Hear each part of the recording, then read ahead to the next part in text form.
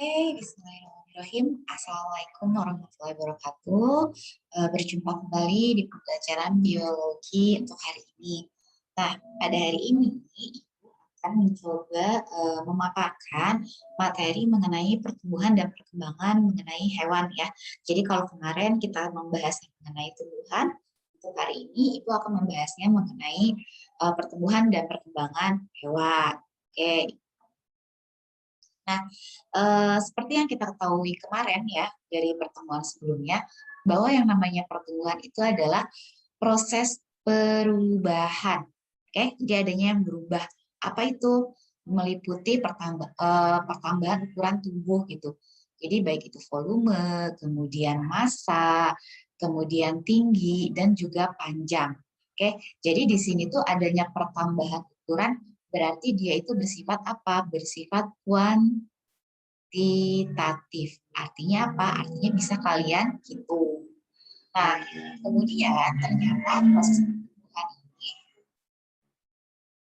ini dia itu bersifatnya irreversible. Artinya apa? Artinya tidak dapat kembali pada ukuran yang semula. Gitu. Jadi kalau misalnya ketika lahir misalnya telinga kita ukurannya itu misalnya berapa senti gitu ya, misalnya tuh 3 senti, kemudian seiring jadinya pertumbuhan dia akan terus membesar. Tapi yang harus diingat bahwa pertumbuhan juga ada batasannya ya, jadi ada beberapa bagian organ tubuh kita yang tidak berkembang terus-menerus gitu. Kayak misalnya telinga.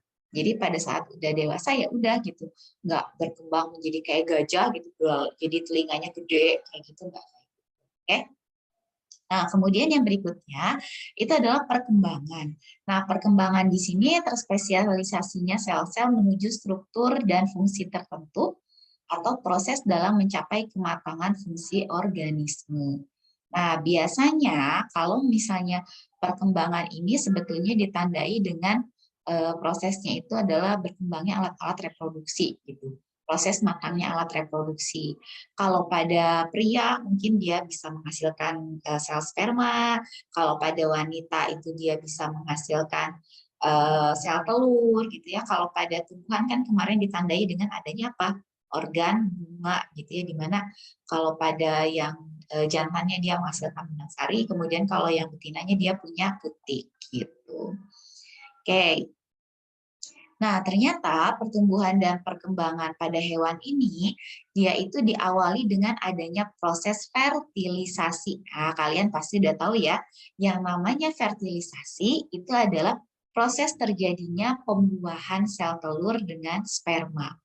Nah, di mana nanti akan dihasilkan apa? Akan dihasilkan yang namanya zigot. Nah, kemudian nanti zigot tersebut dia mengalami proses pembelahan lagi nih secara mitosis. Nah, nanti dia akan menghasilkan apa yang namanya embrio. Nah, baru nih nanti kita masuk ke pertumbuhan dan perkembangan pada hewan, di mana nanti akan dibagi dua fase, yaitu fase embrionik dan satu lagi adalah fase pasca embrionik. Oke, Ibu lanjut ya. Nah, sekarang yang fase embrionik itu dimulai dari terbentuknya zigot katanya sampai embrio. Oke. Jadi kita tahu kalau misalnya sudah terjadi peleburan antara sel telur dan sel sperma, itu akan menghasilkan zigot. Nah, kemudian si zigot ini akan membelah secara apa? Secara mitosis pembelahannya itu. Jadi membelah menjadi 2, kemudian nanti jadi 4, kemudian jadi 8, 16, 32 sampai 64 ya. Jadi nanti dihasilkan 64 sel. Nah, apa namanya? Tahapan pembelahan dari mulai zigot kemudian sampai ke 64 sel itu adalah yang disebut sebagai tahap morula. Nah, jadi nanti itu zigot akan mengalami pembelahan mitosis berulang katanya 2, 4, 6 sampai 64 sel. Kemudian si sel-sel tersebut dinamakan sebagai blastomer. Nah, gitu ya.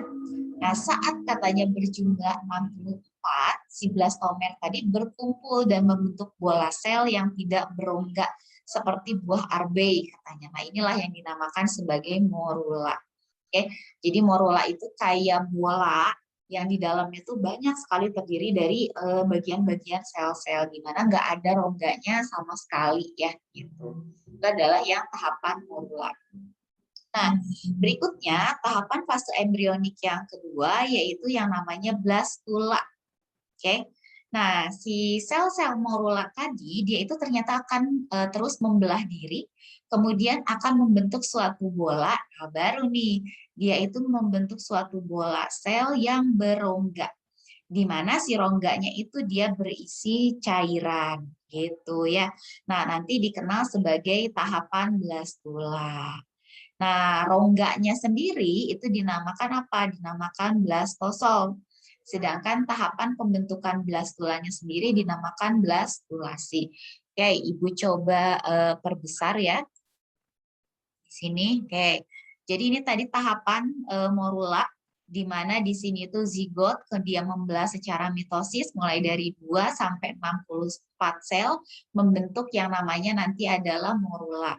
Oke. Nah, kemudian si morulanya ini nanti dia akan membelah, membelah, kemudian nanti berongga, mulai terjadi adanya sel yang berongga yang dinamakan rongganya itu adalah blastosol.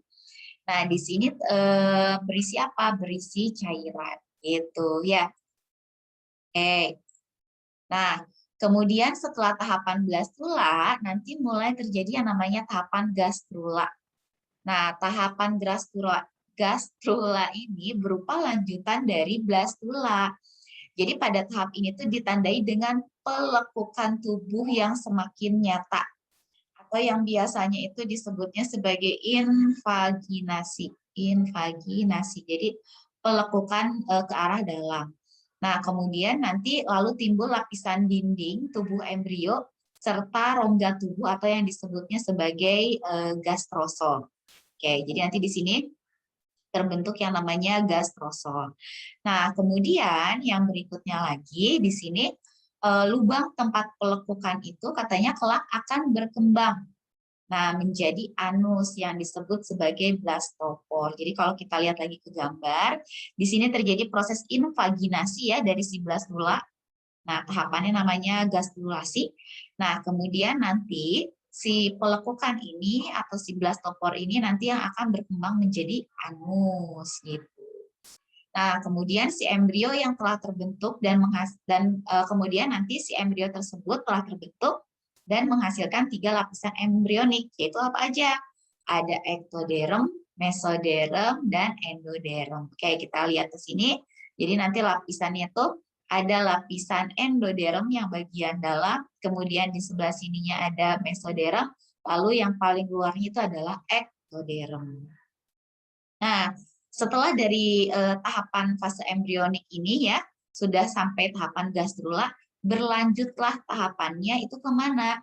Ke tahapan yang namanya adalah tahap diferensiasi dan organogenesis. Nah, tahapan organogenesis ini merupakan katanya proses pembentukan organ tubuh yang berkembang dari 3 lapisan gastrula tadi, yaitu dari ektoderm, endoderm, dan mesoderm.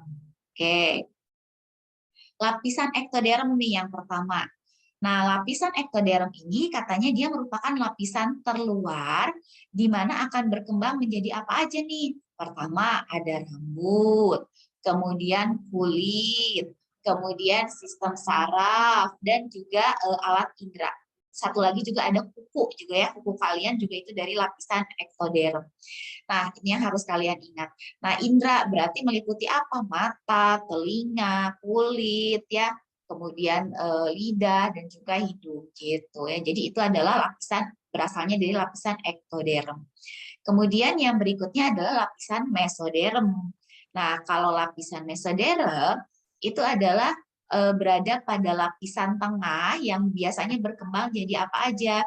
Jadi otot katanya, kemudian jadi rangka ya, sistem rangka kalian tulang, kemudian alat reproduksi, alat peredaran darah, dan juga alat ekskresi gitu. Itu adalah yang lapisan mesoderm.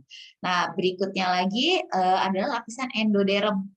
Nah, kalau lapisan endoderm katanya dia itu lapisan paling dalam, lalu akan berkembang menjadi apa? Alat pencernaan dan alat pernafasan. lapisan gitu ya. Nah, kalian harus diingat nih tahapan organogenesis ini lapisan ektoderm dia jadi apa, kemudian mesoderm menjadi apa, endoderm dia menjadi apa. Oke, nah itu tadi adalah tahapan fase embrionik. Nah, berikutnya sekarang adalah masuk ke tahapan pasca embrionik. Oke, tarik geser dulu ini ke atas. Oke, nah tahapan fase pasca embrionik ini dia itu dimulai sejak hewan lahir atau hewan menetas. Oke, jadi ketika hewan tersebut lahir atau menetas, mulailah di situ terjadi fase pasca embrionik. Nah, di sini contoh fase pasca embrionik itu ada regenerasi dan juga ada metamorfosis. Regenerasi sendiri apa? Regenerasi itu adalah proses perbaikan tubuh yang luka atau rusak katanya. Bisa juga disebut sebagai proses reproduksi atau berkembang biak secara aseksual. Contohnya pada planaria. Itu adalah yang regenerasi. Nah, berikutnya ada metamorfosis, yaitu perubahan bentuk secara bertahap mulai dari larva hingga menjadi dewasa. Nah, di sini metamorfosis itu dibagi jadi dua kelompok besar, yaitu ada yang namanya metamorfosis sempurna, kemudian juga ada metamorfosis tidak sempurna. Kita lihat di sini nih, bedanya apa sih? Oke. Nah, pada fase metamorfosis sempurna, jadi bentuk hewan yang muda itu dia sangat berbeda dari bentuk dewasanya. Beda, betul-betul beda pada saat dia hewan mudanya seperti apa, pada saat sudah dewasanya dia seperti apa. Oke, kemudian metamorfosis ini ditandai dengan adanya fase pupa atau kepompong. Nah, kita lihat di sini ya. Di sini katanya metamorfosis sempurna ini dicontohkan oleh kupu-kupu. Kupu-kupu itu setelah dia tumbuh mulai dari telur, kemudian dia membentuk larva. Jadi ini larva pada saat mudanya itu dia menjadi larva. Kemudian sudah dewasa dia jadi apa? Jadi kupu-kupu. Oke, jadi dilihat di sini terjadi perbedaan antara hewan yang masih mudanya dengan hewan yang dia sudah dewasanya. Kemudian juga metamorfosis ini ditandai dengan adanya pupa. Nah, ini ya pupa atau kepompong gitu ya. Nah, berikutnya contohnya katanya ada kupu-kupu, ada lalat, ada tawon, dan juga ada lebah gitu. Jadi sekali lagi ditandai dengan salah satunya metamorfosis sempurna itu dengan adanya pupa atau kepompong. Lalu bagaimana sekarang dengan metamorfosis yang tidak sempurna atau yang biasa disebut sebagai hemimetabola? Oke, jadi si hemimetabola ini dia itu perubahan bentuknya tidak mengalami fase pupa atau di sini tuh tidak ada yang namanya kepompong. Oke, jadi pada fase ini hewan mudanya memiliki bentuk yang tidak jauh berbeda dengan hewan dewasa. Hanya saja ukuran dan kematangan organ reproduksinya yang berbeda. Nah, hewan mudanya sendiri dia disebutnya sebagai nimfa. Jadi bukan larva ya, tetapi nimfa. Nah, contoh hewan yang metamorfosisnya tidak sempurna itu ada kecoa, ada capung, ada jangkrik, dan belalang. Oke, nah di sini, oke, sebentar. Oke, Ibu perbesar dulu ya. Nah, di sini contohnya adalah yang metamorfosis tidak sempurna. Ini yang coba dilihat di sini yang apa ini namanya tuh yang capung ya. Jadi di sini ada telur, kemudian ada nimfa, lalu berlanjut ke imago gitu ya. Di sini juga dari kecoa ya, mulai dari telur, kemudian nimfa dan juga imago gitu ya. Jadi bentuk apa namanya tuh bentuk hewan muda dan hewan dewasanya itu dia tidak jauh berbeda gitu. Lalu ada juga ternyata hewan itu yang tidak bermetamorfosis nih, yaitu yang namanya ametabola. Nah, ini pada golongan serangga, katanya contohnya adalah kutu buku. Nah, ini ya, atau tisanura gitu. Jadi dia itu tidak mengalami apa? Tidak mengalami metamorfosis. Jadi dari telur berkembang langsung jadi hewan muda dan seterusnya bentuknya sama, hanya mungkin ukurannya aja yang bertambah besar. Oke, nah tambahan di sini ada metamorfosis pada vertebrata atau pada katak. Oke, contohnya di sini. Nah, ternyata pada katak itu dia metamorfosisnya meliputi 3 tahapan. Yang pertama yaitu yang disebutnya sebagai premetamorfosis. Di mana di sini tuh telur yang telah dibuahi katanya tumbuh menjadi berudu. Nah, di sini ya, jadi di sini telur, kemudian terjadi proses pembuahan sehingga menghasilkan berudu. Nah, sampai di sini inilah yang disebut sebagai tahapan yang pertama, yaitu yang premetamorfosis gitu.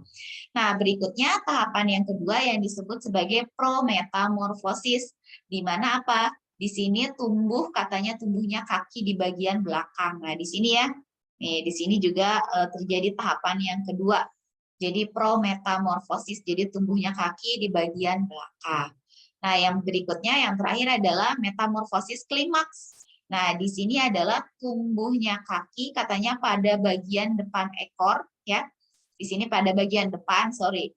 Kemudian ekor di sini mulai menghilang. Nah, di sini ya, sehingga nanti dihasilkan apa? Katak dewasa, gitu. Yang sudah tidak memiliki apa?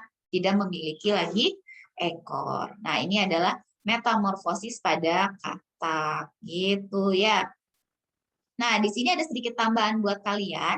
Ternyata di sini tuh pada proses pertumbuhan dan perkembangan hewan itu ada beberapa hormon yang berperan gitu. Nah, jadi kalau misalnya larva atau nimfa itu memiliki tahapan perkembangan atau yang namanya instar ya, dari setiap tahapannya melalui proses pergantian kulit atau yang namanya ekdisis katanya gitu. Nah, di sini tahapan perkembangan larva itu dikendalikan oleh hormon yang dihasilkan oleh otak yang namanya adalah PTTH atau protorasikotropik. Nah, di mana nanti tuh si hormon ini tuh merangsang prototorak ya, prototorak dari si hewan tersebut untuk menghasilkan apa? Menghasilkan hormon yang namanya adalah hormon juvenil. Sorry, untuk menghasilkan hormon Edison PTTH itu. Nah, di mana si hormon Edison ini dia itu berguna untuk apa? Untuk mengalami proses ekdisis atau pergantian kulit. Nah, kemudian selain PTTH, kemudian juga apa namanya tuh Edison, di sini juga dihasilkan yang namanya hormon juvenil. Nah, di sini katanya si hormon juvenil ini menyebabkan ekdisis dari satu instar larva ke instar berikutnya gitu. Jadi adanya proses pergantian kulit. Kalau tadi diawalinya oleh si Edison, kemudian dilanjutkan itu dengan hormon juvenil. Nah, itu tadi pada hewan ya yang mengalami metamorfosis tadi. Nah, pengecualian khusus katanya untuk proses perubahan bentuk pada katak ini yang berperan itu bukan PTTH juvenil atau Edison, tetapi selama metamorfosis itu yang berpengaruhnya adalah hormon tiroksin gitu ya. Jadi di sini ada beberapa hormon, ada tiroksin pada vertebrata, kemudian berikutnya di sini ada hormon juvenil ya. Kemudian ada juga hormon mana tadi? Nah, ini hormon Edison, sama satu lagi adalah si hormon PTTH. Gitu deh. Oke, itu aja mungkin ya yang ingin Ibu sampaikan mengenai pertumbuhan dan perkembangan pada hewan gitu ya. Mudah-mudahan bermanfaat dan juga bisa kalian pahami. Nah, nanti mungkin kita latihan soalnya pada saat TB Smart gitu ya. Nah, minggu depan itu kalian silakan persiapkan diri sebaik mungkin pada saat jam Vicon yang 2 jam. Oke? Nah, kita akan coba melaksanakan penilaian harian. Oke, penilaian harian. Jadi minggu depan yang jam 2 jam nih, yang 2 jam Vicon itu digunakan untuk penilaian harian mengenai pertumbuhan perkembangan mulai dari tumbuhan dan juga pertumbuhan dan perkembangan pada hewan gitu ya. Nah, ini nanti menggunakan CBT ya. Jadi kalian seperti biasa nanti silakan siapkan 2 device. Oke. Gitu aja deh dari Ibu. Terima kasih untuk semuanya. Semangat selalu. Jangan lupa untuk selalu tetap menjaga protokol kesehatan. Oke. Terima kasih untuk semuanya. Assalamualaikum warahmatullahi wabarakatuh.